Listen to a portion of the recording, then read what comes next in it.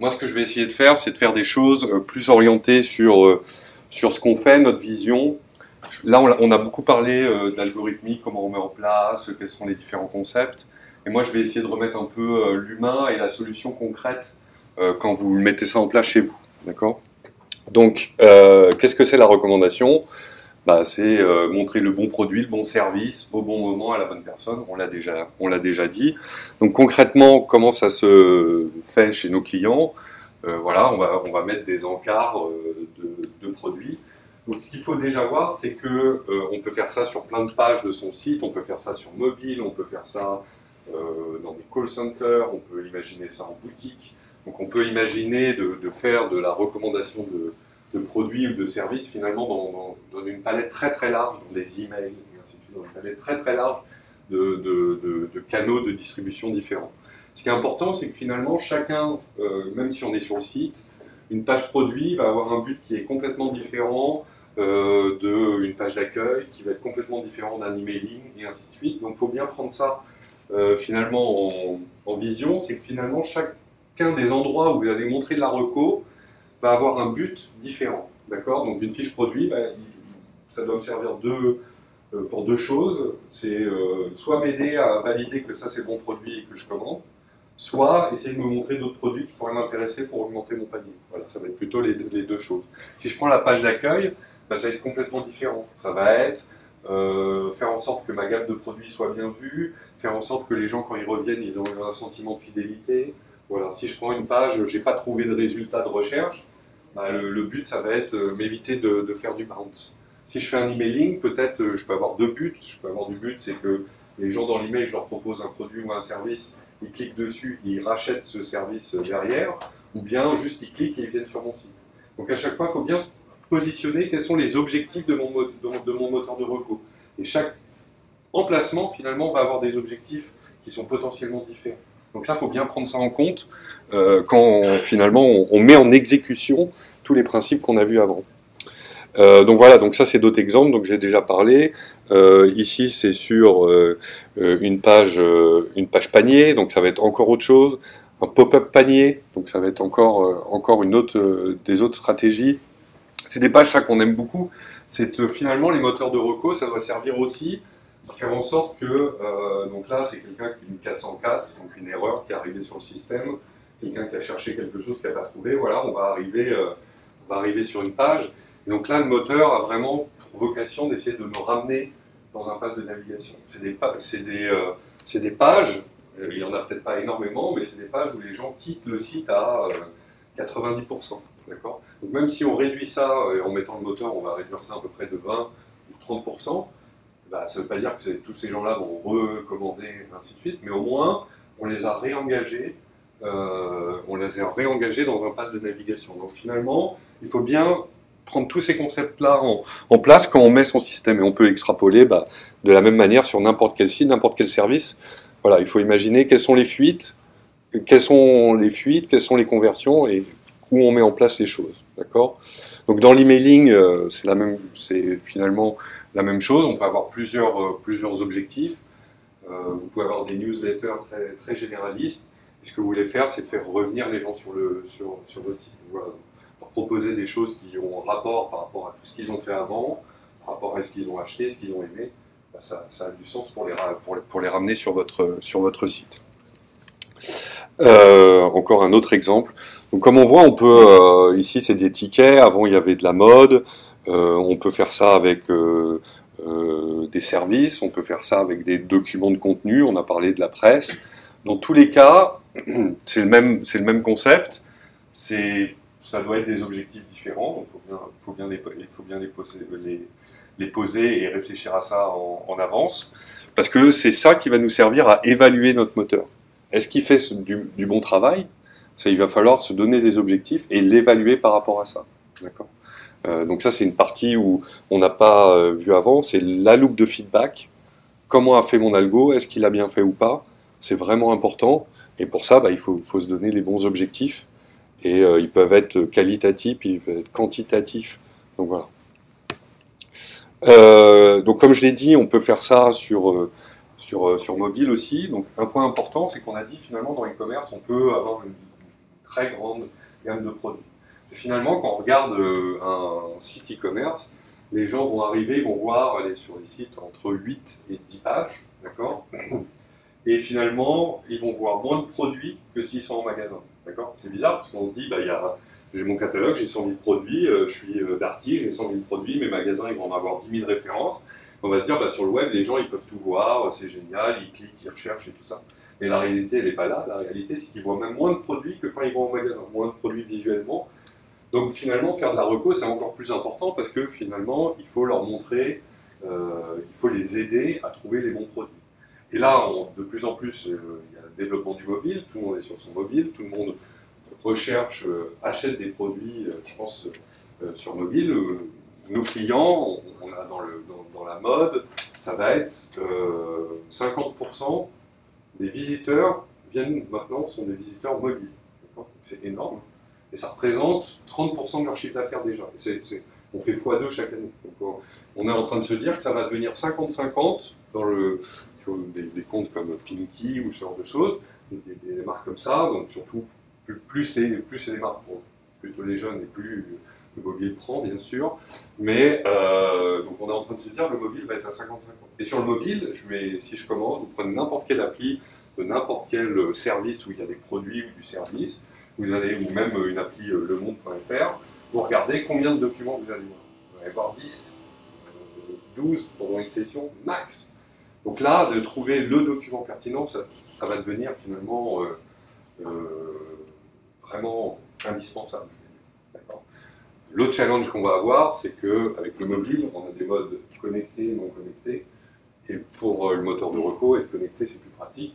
Il y a des choses qui se passent sur le marché, des choses où on fait du mix de précalcul avec des modèles qu'on applique en temps réel sur mobile directement. Donc les mobiles deviennent plus puissants, donc on peut aussi commencer à faire du calcul sur mobile. Donc voilà, donc tout ça pour moi ça va être l'évolution des moteurs, ça va être comment on scinde en deux nos modèles mathématiques pour s'appliquer sur les mobiles. Donc c'était une petite chose pour parler du futur. Donc quels sont les enjeux pour les e-commerçants et pour finalement n'importe qui crée un moteur de reco?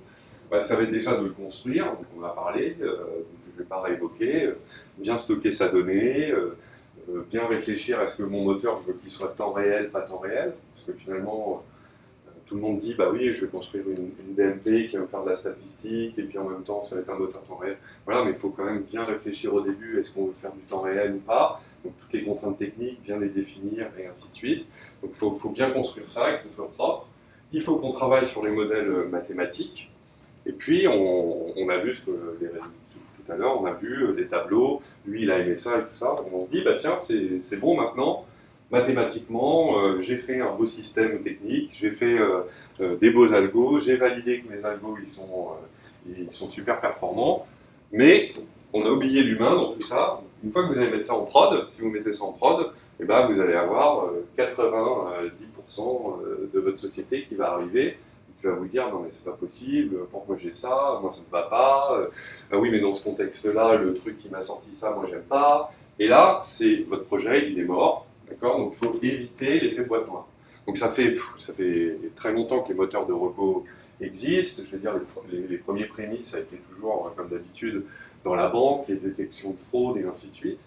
Et au début, ils se disaient, on va faire des modèles mathématiques qui vont détecter la fraude. C'est génial, mais sauf que si ils ne peuvent pas expliquer un petit peu ce que fait le moteur et transmettre ça à l'humain, eh ben, on arrive à des choses qui, finalement, dans les organisations, ça passe pas.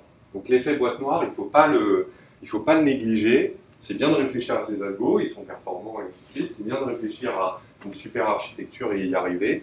Mais on ne peut jamais négliger l'effet boîte noire. Donc il faut toujours penser, ok en interne, comment je communique, comment je vais pouvoir faire comprendre mes modèles, comment je vais pouvoir faire comprendre des logiques. Et c'est dur parce que finalement, expliquer des choses qui sont très mathématiques, quand on parlait tous les algos que tu as parlé tout à l'heure, finalement c'est des choses que même un data scientist qui comprend bien, voilà, il faut avoir des bons niveaux pour tout comprendre. Des fois, on va même utiliser des modèles, on ne comprend même pas tout ce qu'il y a, mais comme on a l'implémentation, on va pouvoir jouer avec, on voit que les résultats sont bons, c'est bien. Et comment j'arrive à expliquer ça? Ça, c'est le gros challenge.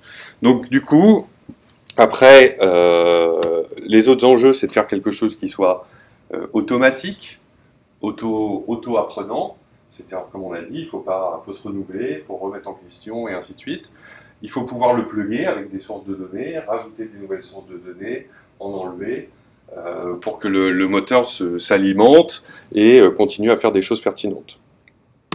Donc nous, une des visions, c'est de finalement, pour être transparent, c'est de comment finalement on arrive à être transparent, c'est de se rebaser sur les choses que les gens dans votre organisation ils connaissent. Qu'est-ce qu'ils connaissent? Ils connaissent vos services, ils connaissent les produits qu'ils vendent, d'accord? Ça, c'est des choses qui leur parlent. Vous allez dans une banque, vous parlez à quelqu'un qui vend des services, il va connaître tous les détails, quel type de clients sont intéressés par ça, et ainsi de suite. Donc ce qu'il faut essayer de faire, c'est essayer de se focuser là-dessus et lui montrer les résultats. Quels sont les services qui se vendent bien ensemble, quel type de profil marche bien avec tel type de client. Voilà, et même si on n'explique pas le modèle mathématique derrière, on explique quelques grands concepts basés sur des choses que les gens connaissent, et bah, on va réussir à avoir avoir de la cohérence, d'accord?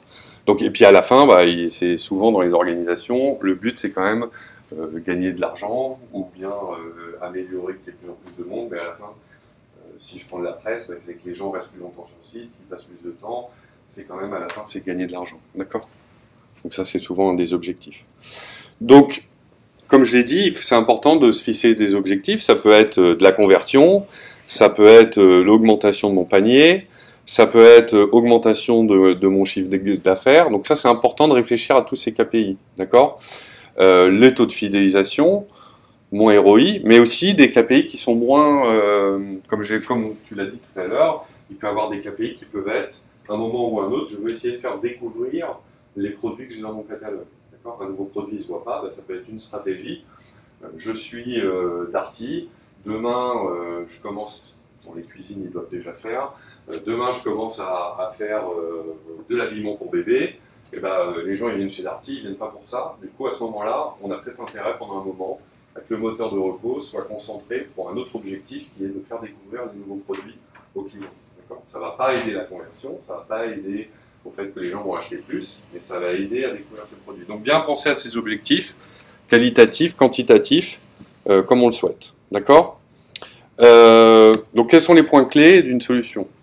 Donc on l'a vu, et on ne l'a pas vu totalement, mais ça demande beaucoup de traitement, beaucoup de travail, de données, énormément de données. Donc quand on parle d'un site internet, on va tout traquer, combien de temps je passe sur la page, qu'est-ce que je vois, où je clique, et ainsi de suite. Donc ça demande beaucoup de données, donc on est obligé de faire une infrastructure qui est dédiée à ça. Donc le SaaS s'adapte bien à ça.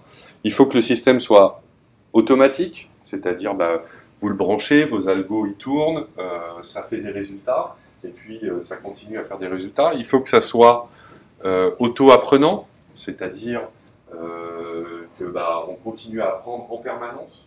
On continue à apprendre en permanence, donc après, une des choses que nous a montré Netflix, c'est qu'il y a une stratégie, mais il faut combiner les stratégies. Donc, quelles sont ces stratégies? Aussi, il faut voir que, et nous on le voit énormément, c'est que les comportements des visiteurs vont changer.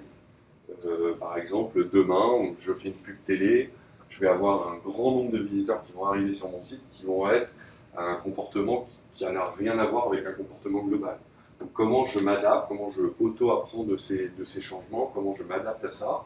Donc il y a plein de choses, plein de facteurs externes à votre société qui finalement font que les comportements des visiteurs, ça change. C'est pas linéaire. Ça change, il y a des soldes, il y a des pubs télé, il y a des grosses campagnes, il y a vos concurrents qui ont fait quelque chose, du coup vous avez du trafic qui est complètement différent, et ainsi de suite. Donc, voilà, les challenges, c'est faire ça, c'est d'être tout le temps en auto-apprentissage. Se baser sur plein d'algorithmes différents, on l'a dit. La version empirique, même, je pense que ça peut être utile dans des cas. En fait, tout ce que vous avez vu, toutes les stratégies, nous, on les utilise tous, de l'empirique au calcul one-to-one, je vais dire. Ce qui est important, c'est de les tester, de les regarder. Après, il ne faut pas négliger que avoir des inputs métiers pour alimenter votre moteur, c'est vraiment important. D'accord ? On fait qu'est-ce qu'on fait? On fait des mathématiques, on ne fait pas de la magie noire. Demain, vous faites une pub télé, les gens vont avoir une pub télé qui, je ne sais pas, vous vendez des vêtements, faites une pub télé sur les jeans, et ainsi de suite. Les gens vont arriver sur le site, le moteur de reco, il n'est pas au courant que les gens viennent de cette campagne. Si vous le savez en avance, donnez cet input au moteur pour pouvoir à ce moment-là le régler, ça va le rendre beaucoup plus performant. D'accord? Ça va, si on lui dit, bah voilà, tous les gens qui viennent de cette campagne, montre-leur que des jeans, et bah après on va chercher les bons jeans, mais ça va le rendre beaucoup plus performant. Donc il y a cet aspect de donner de l'input métier qui est quand même intéressant au moteur. D'accord? Il faut que ça soit à temps réel, bon ça dépend des contextes, vous pouvez faire des moteurs de reco par exemple dans la détection de fraude, ça peut être un temps un peu plus long, on n'est pas sur un site où il y a 50 millisecondes, mais sur les sites internet, il va falloir faire ce calcul, il va falloir répondre en 50 millisecondes, c'est à peu près l'ordre de grandeur. Si vous êtes sur Le Monde, il faut que les pubs qui arrivent à côté, ça va prendre pas plus de 50 millisecondes, donc il va falloir faire ça en temps réel, et puis en asynchrone. Il faut bien sûr que les données elles soient protégées, qu'elles vous appartiennent. Donc tout ça, ça va être des grosses masses de données. Et puis après, bah, si vous passez par des providers externes, c'est quoi, qui appartient à la donnée, tous ces sujets-là sont très importants à regarder. Ok. Et donc, je l'ai déjà dit, pilotable, pour nous c'est important, c'est-à-dire que finalement le métier doit pouvoir influencer un moteur de reco. Si on pense que le moteur de reco au global, c'est comme je l'ai dit, je l'ai déjà plusieurs fois dit depuis le début, c'est important d'inclure les gens de l'organisation, c'est important qu'ils se sentent à l'aise avec, c'est important qu'ils puissent mettre les contraintes qui vont bien. Si on pense que c'est juste un sujet technique et de data science, on se trompe, parce que du coup, il n'y a pas d'adhésion au sein de l'organisation. Pour qu'il y ait une adhésion, il n'y a pas le choix. Il faut qu'on arrive à quelque chose où au moins on puisse avoir un certain contrôle et que les gens dans l'organisation ont une impression qu'ils puissent le contrôler. En tout cas, c'est notre vision. Donc juste en 2 mots pour finir, qu'est-ce que c'est Target to Sell? Donc on est une petite société, on est 25 employés, on est dans 5 pays, on est en Russie, en Espagne, en Allemagne, en Italie et en France. On est leader maintenant sur le top 500 e-commerce français. On a plus de 100 clients et on fait que ça, on fait que de la reco. Par contre, on l'a fait en multi-device, multi-canal, d'accord? C'est-à-dire qu'on va se plugger sur les tablettes, dans vos applis mobiles et ainsi de suite. On travaille de plus en plus à des intégrations magasins. Des intégrations magasins, c'est surtout de l'aide à la vente. On va donner des informations du moteur de recours pour aider le vendeur, d'accord, derrière sa console. Il y a des choses assez marrantes qui se passent en magasin en ce moment. On disait la gamme est assez restreinte, mais je ne sais pas si vous avez vu, il y a, j'imagine pas trop, mais Indies, qui est une marque pour les jeunes filles, je vais dire, c'est du groupe Etam, c'est une marque du groupe Etam. Ils ont fait des boutiques à Paris où finalement il n'y a que des tablettes et on commande sur des tablettes et les produits arrivent dans des tubes et on les récupère, on les essaye. Et si on n'aime pas, on renvoie dans le tube. Ça fait que ça élargit énormément la gamme de produits dans mon magasin. Ça fait que du coup, j'ai une interaction avec finalement une machine, donc du coup, les moteurs de repos, ça devient plus pertinent. Donc je pense qu'il y a plein de choses où le monde physique et le monde du web va se rapprocher. Et du coup, on travaille sur ces choses-là aussi pour que le moteur de reco. Donc après, du coup, notre vision, c'est finalement la même chose, sauf que du coup, vous n'avez pas à construire la plateforme, parce que c'est nous qui la construisons. On a aussi pris à notre compte la partie data science. On aimerait énormément l'ouvrir, c'est-à-dire qu'on aimerait énormément que nos clients viennent nous challenger avec leur data scientist, nous disent tiens, moi j'ai regardé ce modèle-là, tu ne pourrais pas essayer de l'exécuter en temps réel. Pour le moment, ce n'est pas encore le cas dans les organisations. On commence à voir des data scientists qui arrivent dans les grosses structures, mais pour le moment, ce n'est pas c'est pas encore le cas. Donc après, on a un moteur, comme je l'ai dit, auto-apprenant, qui se plug partout. Pour nous, qu'est-ce que ça veut dire se plugger partout? C'est-à-dire qu'on va faire remonter de la donnée qui vient des magasins. Donc c'est-à-dire on va reprendre des ventes en magasin pour améliorer le web. Donc ça permet que sur ma page d'accueil, si je sais que la personne a acheté le produit en magasin, je ne vais pas lui recommander ce produit-là, d'accord, alors qu'elle a fait sa navigation avant sur le web pour aller le chercher en magasin. Donc ce genre de choses, ça veut dire qu'on va aller se plugger à des CRM, ça veut dire qu'on va aller se plugger à des PIM. Donc finalement, vous avez le PIM, Product Information Management, ça va être là où les gens vont conserver toute leur base de connaissances de leurs produits. On peut renvoyer de la donnée aussi autour des produits, les liens entre les produits, ce genre de choses. Donc ouvert et à la fois se plugger partout. On essaye d'être le plus transparent possible et pas être boîte noire, de montrer les produits, de montrer les liens et ainsi de suite. C'est un travail de tous les jours, c'est pas facile, c'est compliqué, on travaille tous les jours là-dessus, comment on fait quelque chose de le plus transparent possible, sans rentrer dans les détails, parce que quelqu'un qui fait du marketing, on va lui parler d'un Tamimoto, d'une ALS, et ça va pas marcher. Donc comment on lui montre des choses sur ce qu'on fait qu'il puisse comprendre, et puis on fait gagner de l'argent à nos clients. En tout cas, ils nous aiment bien, mais j'imagine qu'ils nous gardent, c'est pas pour ça. On est très ouvert, PIM, donc on adore les API, donc ça, on pense que c'est important de pouvoir se plugger partout. Et voilà un petit peu nos clients. On est présent dans la grande distribution beaucoup, dans le retail, du B2B, du B2C.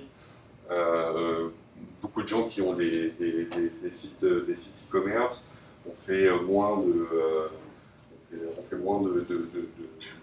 choses avec du contenu. Pourquoi? C'est assez simple, c'est qu'un site, une personne qui vient sur un site, à peu près en moyenne, on va dire, ça rapporte 1 euro à la personne on peut traiter de la donnée, et ça rapporte 1 euro au site internet quand j'arrive sur le site en moyenne. Voilà, on est dans la presse, c'est des modèles compliqués parce que vous avez beaucoup de données à traiter. Mais bon, le revenu, il n'est pas du tout de 1 euro, il est de 0,001 centime. Donc c'est sûr que mettre en place des grosses structures pour améliorer ce genre de choses, mais bon, je pense que ça va venir aussi. Donc voilà, B2B, B2C, ainsi de suite. Donc voilà, j'espère que ça vous a donné une autre vision. Finalement, j'ai essayé de me concentrer plus sur comment on met en place ce genre de moteur. Vous avez eu des bases, vous avez maintenant une vision plus comment je remets l'humain dans ce moteur. C'était mon message.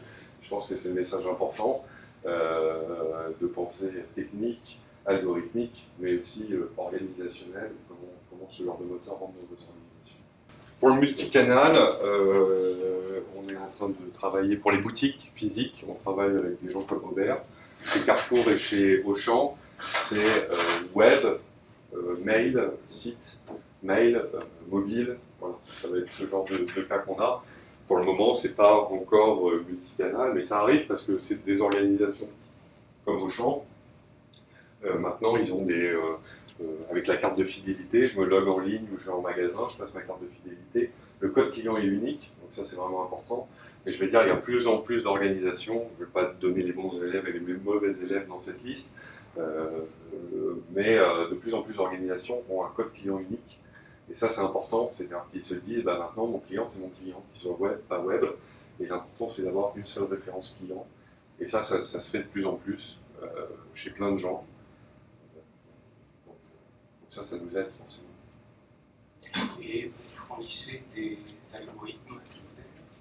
Oui, alors comment nous on fait, c'est qu'on a nos propres algos. C'est des algos, on ne voit pas là où on voit notre valeur et pas forcément dans développer des nouveaux algos. On pense qu'il y a plein de choses qui se passent sur le marché, qu'on suit, on lit, nos data scientists se documentent. Ce qu'on pense, c'est le moteur, c'est comment deux choses, c'est comment je fais en sorte que ces algos sur mon site répondent aux bons objectifs que je me suis fixés, pour pouvoir citer ça facilement. D'accord? Donc les mettre en action et comment je les choisis, comment ils s'adaptent et comment. Voilà. Et puis, deuxièmement, comment le marketeur peut facilement donner des inputs à la machine pour qu'il soit plus performant, ou le contraindre de temps en temps, parce qu'ils ont des problématiques de métier. Ils ont passé un deal, je vous donne des exemples concrets.